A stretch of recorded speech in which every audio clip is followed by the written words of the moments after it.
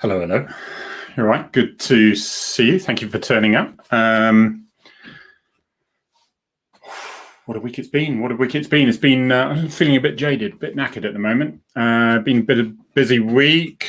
Getting it from all sides at the moment, really. Good and bad, good and terrible, but generally not bad. Getting my strength from this. This is my, what do you call it?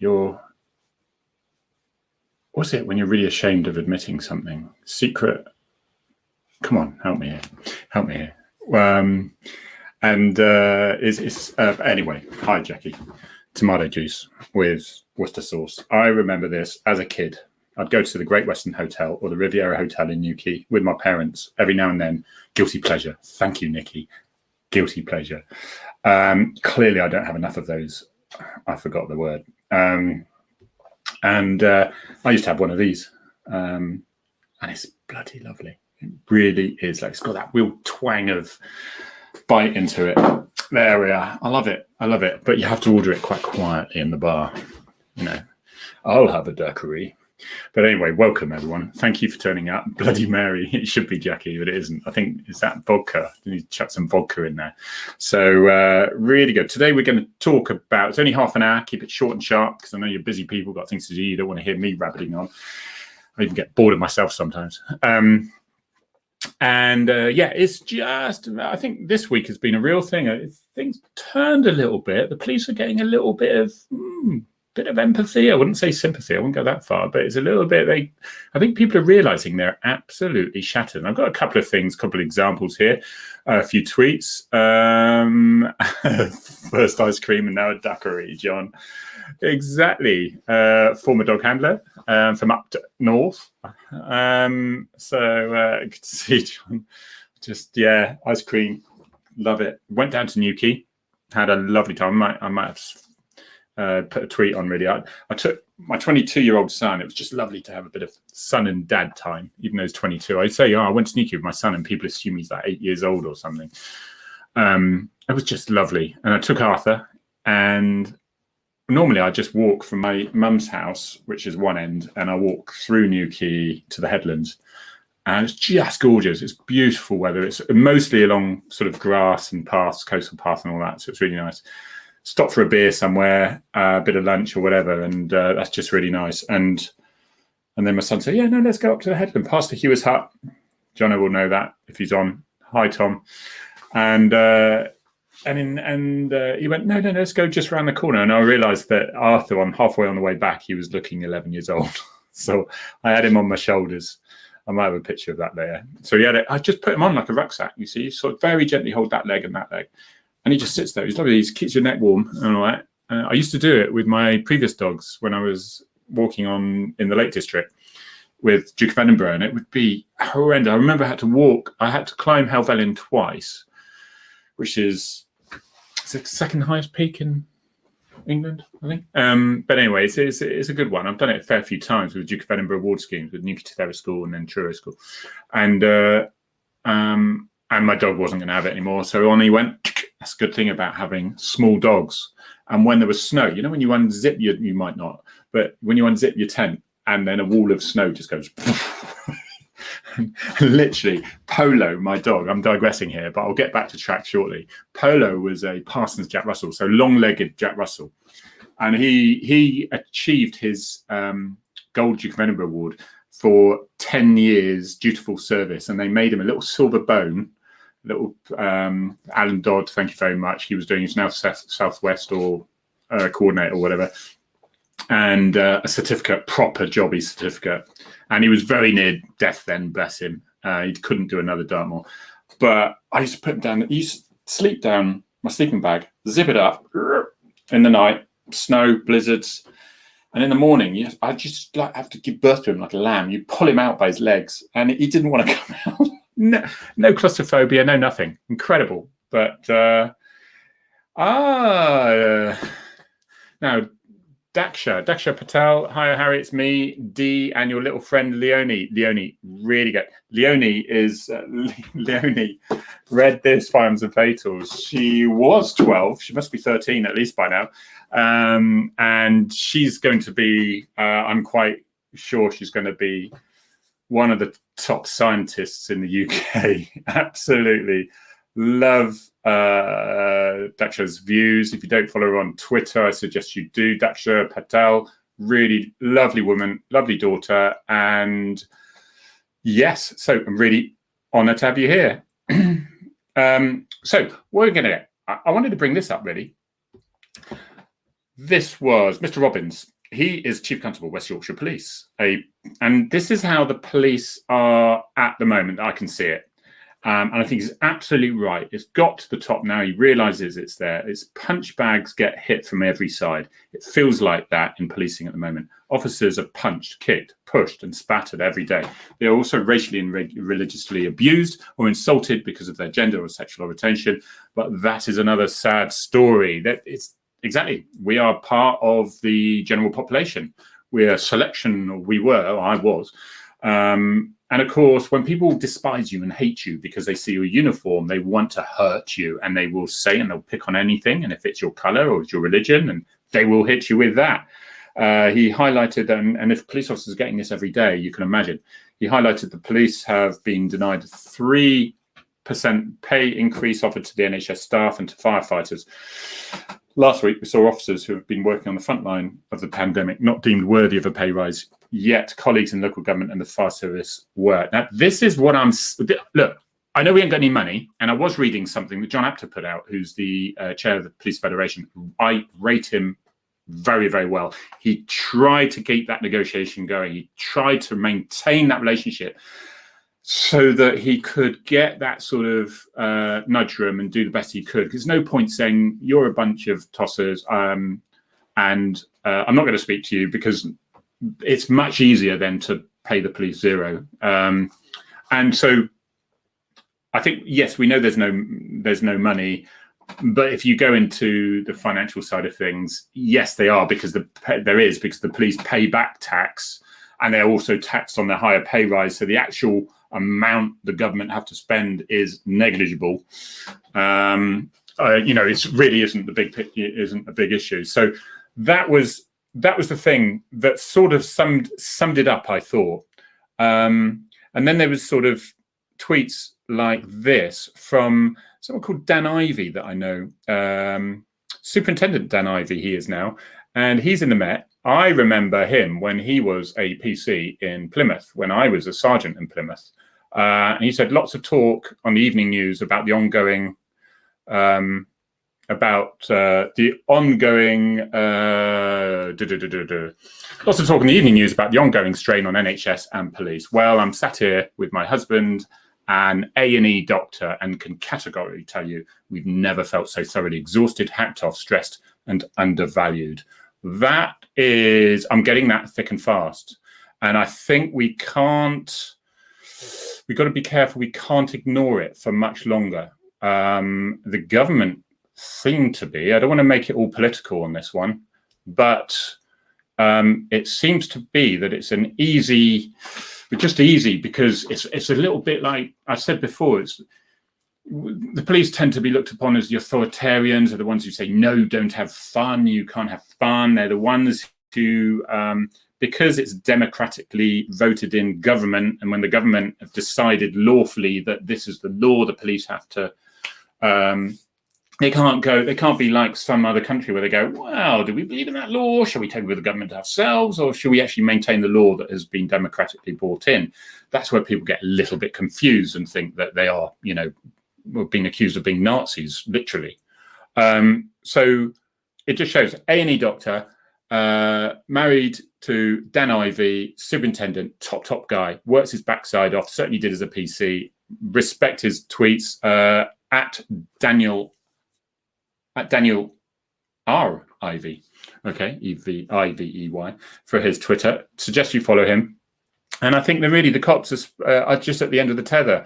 I'm learning even the rural forces I just spoke to today, the serious and fatal road traffic collision people, shoved in small offices, overworked. Literally, there was one senior investigating officer who has gone to 4 fatal road traffic collisions in one shift pattern.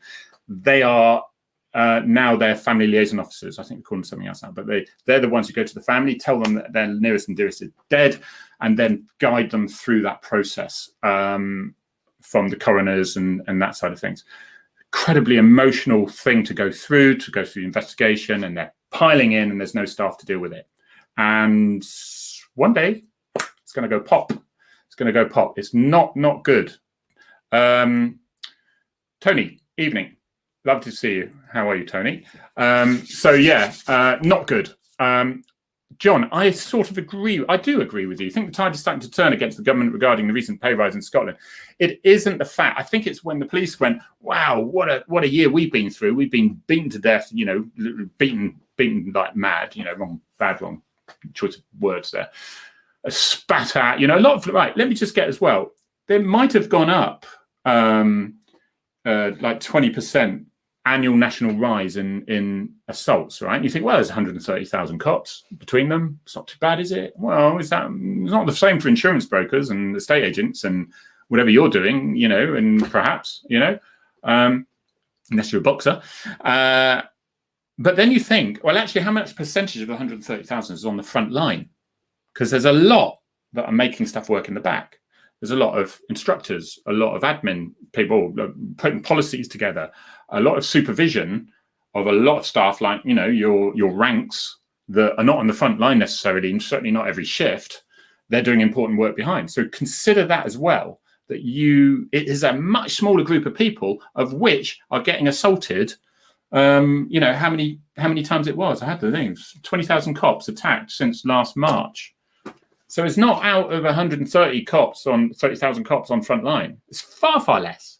So it's worth considering that as well. Remember as well, I myself, even if someone spat at me and it went down there, whatever, and I had them arrested for something, if I was knackered, if I wanted to go home, and I thought they would get anything with the criminal justice system, it would be worthwhile, then I'd have reported that spitting down my side.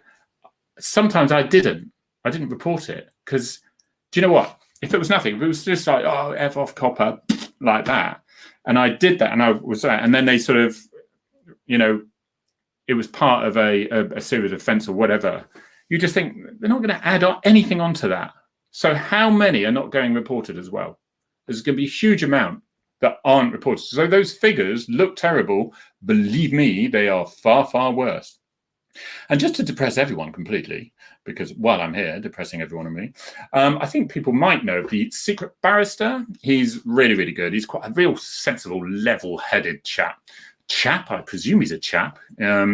Boris Johnson gets tough on burglars. The burglary I prosecuted this week was from 2018. The trial is summer 2022, all because Boris Johnson and his colleagues defunded the criminal justice system. And that includes the police, of course.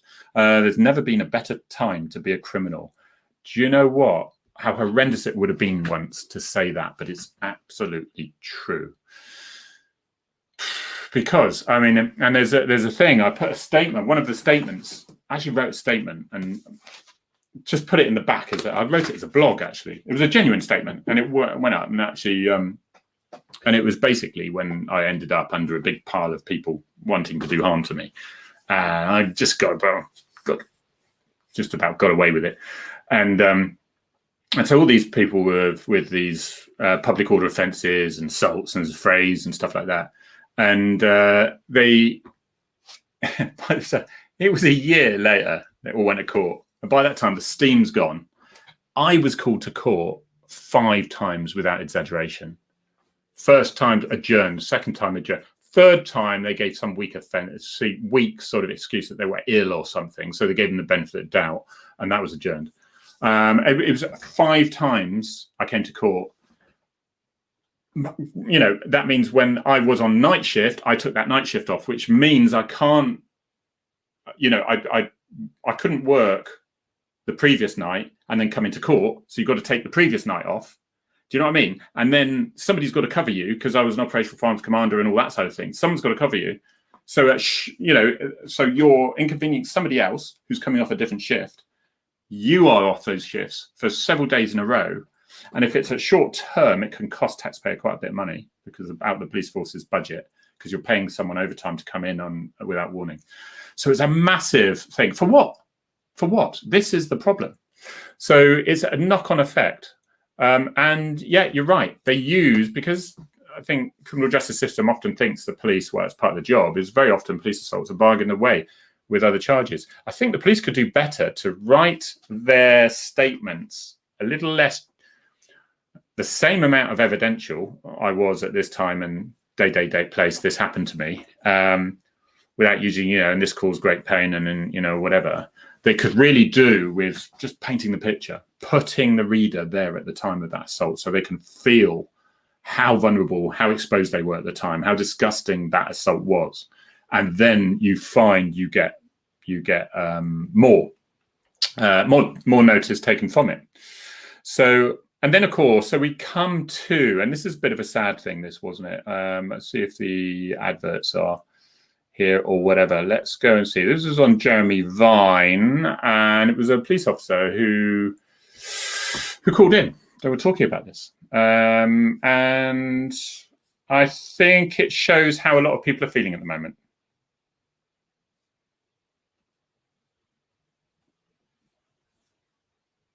Hopefully you can hear this.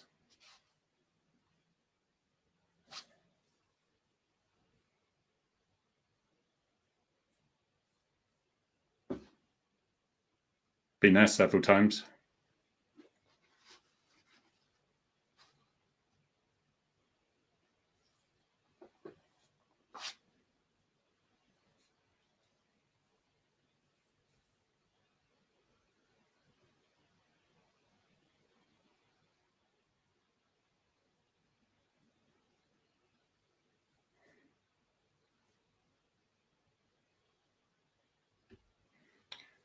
I think that just sums it up. Just you can tell they are at the end of the tether. They've had enough. I mean, she actually mentioned she was part-time, and part-time could be 30 hours. It could be anyway that she's bringing up kids on her own as well, so she's working just as hard when she gets home. But the trouble is when she was getting home, oh, you can't hear it. Sorry, Tony. Apologies, everyone. You could just see, I don't know why, because I thought I had the audio on, so apologies, everyone. But you just see the desperation in her voice. She was in tears between jobs.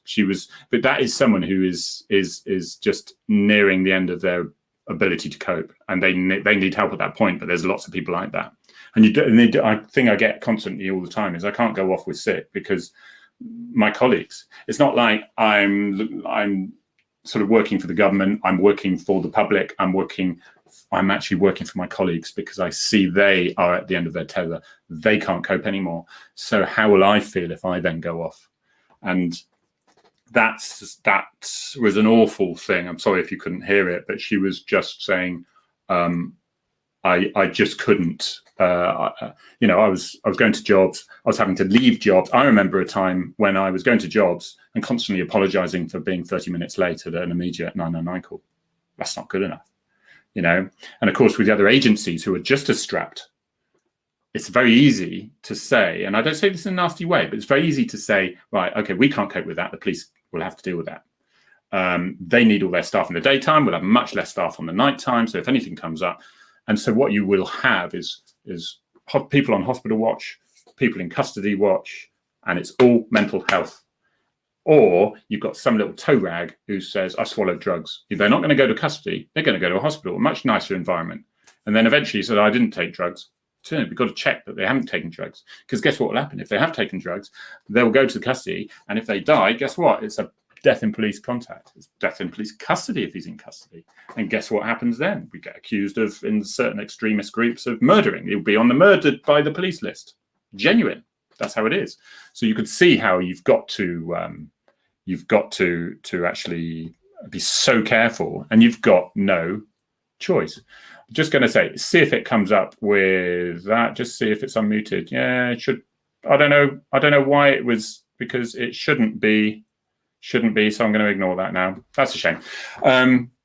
So anyway, there we go with that. I think we've just got it that people are just at the end of the tether. I think especially in London, where you've got brilliant leadership like Dan Ivey there, who's really caring about his resources and taking them personally, because I know he's a real decent person, and he genuinely cares for his staff. And you've got others, unfortunately, who are just there to climb that ladder. We all know them. We all know them, don't we?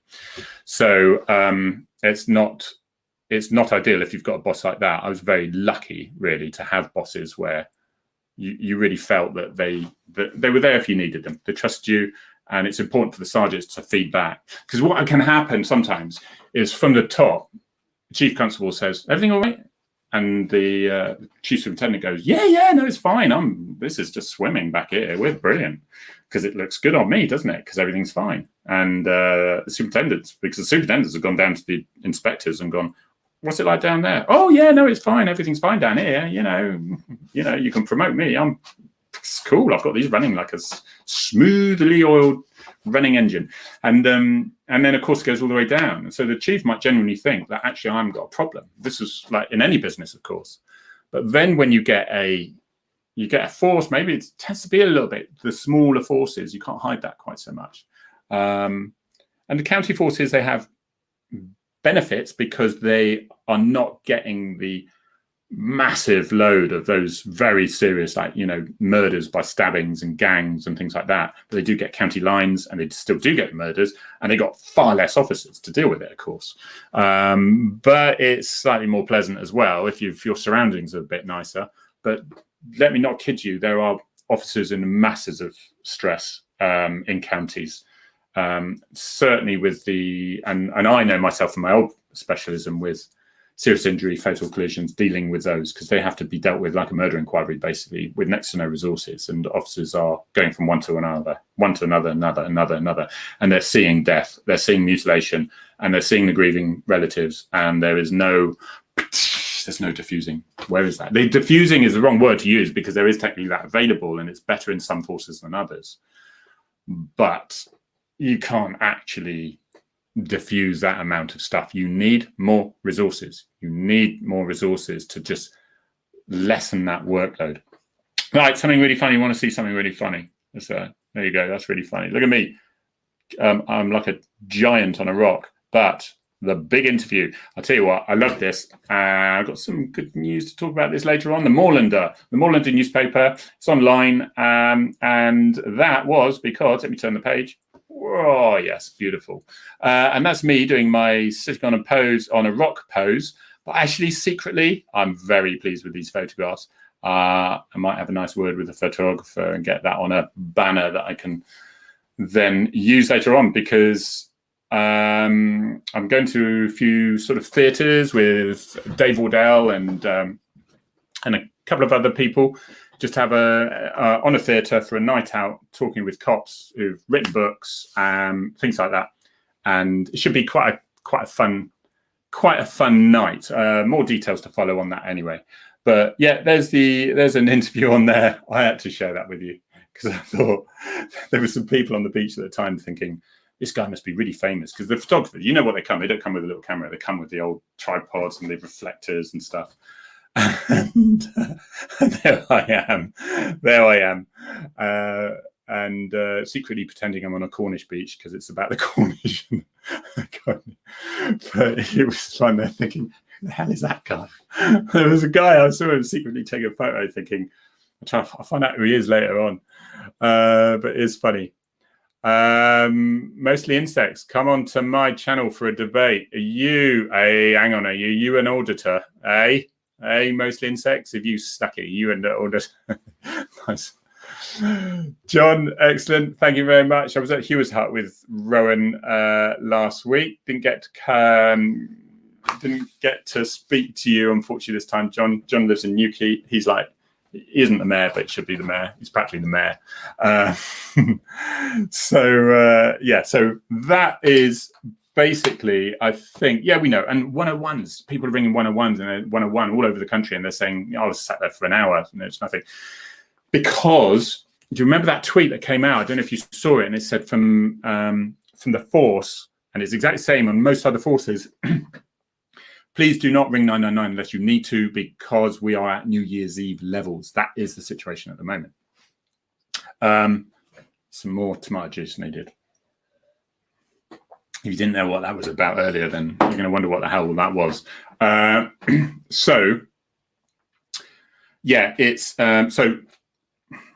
people are ringing ambulances for a cut arm and all. I get a taxi if you can afford. Get a taxi. Get a mate to take you. Don't use an ambulance. But I think police are some of the worst offenders for it, because you sort of not blame them, but I would use the courage of my convictions. And if I've got somebody who says, "Oh yeah, he's banged his head," and yeah, you're not going to leave him because he drops down and dies, but you're going to get someone to look after him, or it was immediate thing. Can we have an ambulance here? Check him out, and you can't do that nowadays. But they're so worried that they didn't. Then he wandered off and died. Because it would be the police officer onto the police officer's fault. Well, you should have done more. Why didn't you do more? And the IPC would have said, "We advise that the officers should do more next time." Frontline chat. Thank you. Quick word for Frontline chat. We've got on Saturday, and we've got this fine fellow here, actor and writer.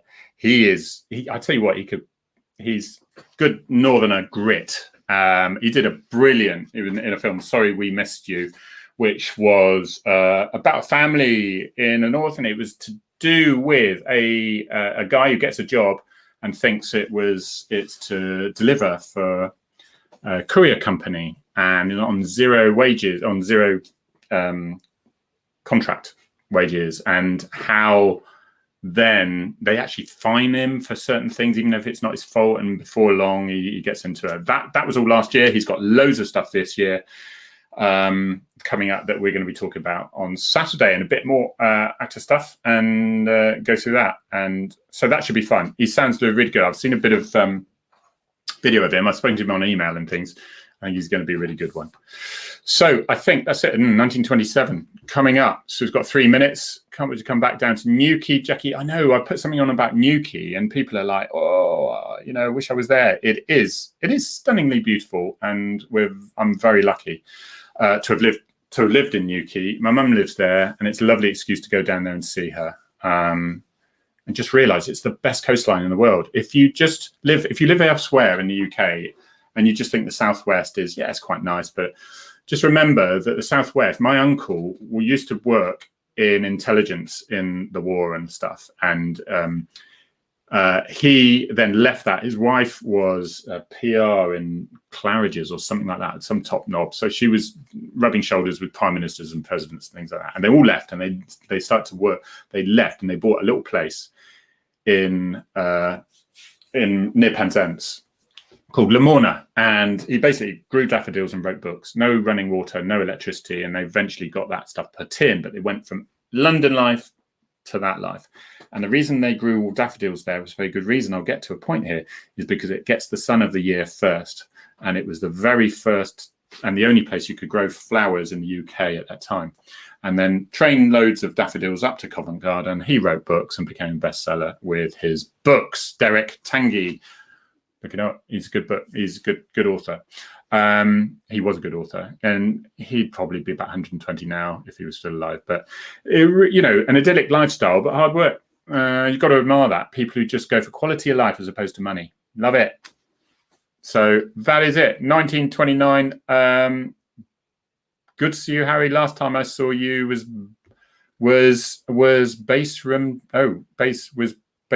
North. What's that? You explain yourself, Dean.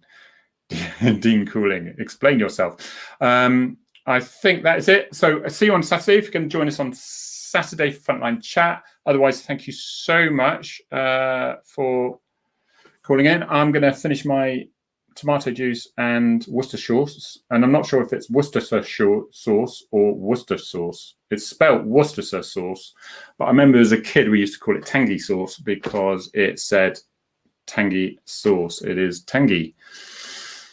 So there we go. I will see you later, guys. Thank you so much for turning up. It's been emotional, and I look forward to seeing you next week. Take care.